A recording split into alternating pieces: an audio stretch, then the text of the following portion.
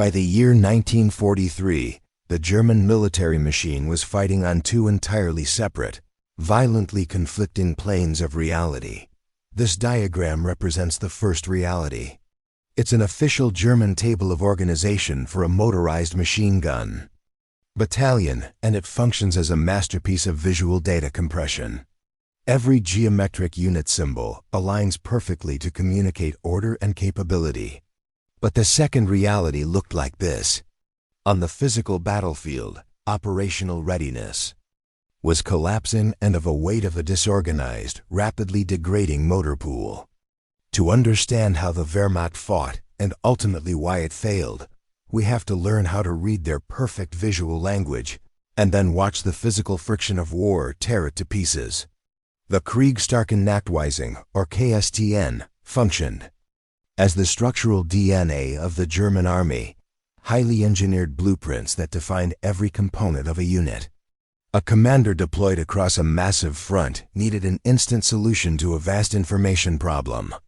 They had to know a unit's size, its exact combat function, and its maneuverability at a single glance. Following the destruction of the 6th Army at Stalingrad in early 1943, the military rebuilt its shattered units on paper first. They streamlined these symbols into an even faster, purely geometric logic. For a commander overseeing a massive front, this visual system provided the only means of calculating the actual capabilities of forces spread across a continent.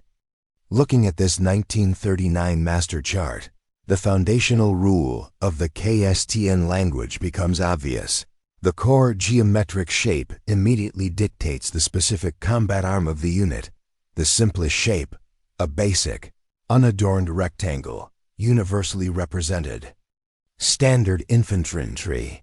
If you spot a lozenge, you are looking at armor. The shape was specifically designed to mimic the tracks of a World War I tank, making it an easy visual mnemonic to memorize. And artillery symbols utilize distinct vertical lines drawn to represent gun barrels pointing upward.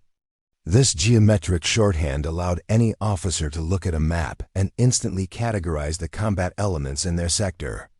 They could understand the battlefield without reading a single written word. But a base shape alone is useless for strategy. A commander also needs to know the unit's exact scale. The blueprint solved this by thickening the edges of the shape. A thickened line on the left-hand side, for example, specifically signifies a company-sized element. German charts also employed a strict directional logic, where unit hierarchies were always numbered and read from right to left. This brings us to the most critical battlefield variable layered onto these shapes, the mobility modifiers, shown here in the vehicle rows.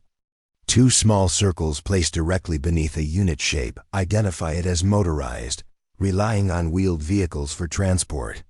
Meanwhile, an elongated oval placed beneath the shape signifies that the unit is fully tracked or self-propelled. By combining a base shape, a thickened edge, and a mobility modifier, a simple icon becomes a dense, measurable tactical assessment. General Headquarters, or GHQ units, were highly aggressive, specialized assets held back by high-level commanders, specifically to break battlefield deadlocks. We can assemble a mechanized GHQ unit step by step using these established rules. We build the base combat shape, indicated size, and then finish by locking in the two wheels to signify its motorized capability. Because these specialized GHQ units provided the heavy punch required for breakthroughs, their mobility ratings were a primary variable when calculating the timing and location of offensive operations. On the blueprint, this KSTN symbol represents a perfectly integrated, unstoppable weapon system, ready to deploy. That perfection collapses the moment we examine the physical entropy hiding beneath those two simple wheels. The entire blueprint rests on a massive underlying assumption: a standardized supply of purpose-built German military vehicles, or KFCs, categorized logically by their load factor. This nomenclature table shows intended weight classifications: light carriers up to 2 tons, medium trucks at 3 tons, and heavy transports at 4.5 tons. It also details critical prefix modifiers. The letters GL stand for cross-country capable, while O designates commercial, road-bound vehicles. But the logistical reality was entirely different. By the start of the war, 63 fielding a heterogeneous, mixed fleet artificially inflated unit numbers on paper, while actively paralyzing the Army's ability to maintain a sustained offensive. The failure to translate theoretical blueprints into muddy reality reaches its extreme edge in the Army's highly specialized experimental technology. This is the Goliath, specifically the electric Sd.Kfz 302. It was a remote-controlled tracked mine designed to deliver massive explosives to hard targets. The reality of operating it was remarkably crude. It required an exposed spotter, effectively a human Mavic, positioned with binoculars, shouting directional corrections to the operator over the noise of combat. The vehicle's fatal flaw was its tether.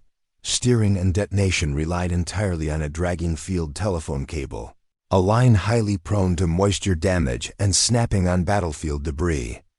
Because it was engineered for a single suicide mission, its internal gears and bearings broke down rapidly under any sustained use. When the Allies captured them and tried to repurpose them as lightweight aircraft tugs, the transmissions quickly failed. The KSTN symbols elegantly communicated tactical function to the high command, but a military force cannot survive on geometry alone when its supply chains are strangled by the fragility and chaos of its own equipment.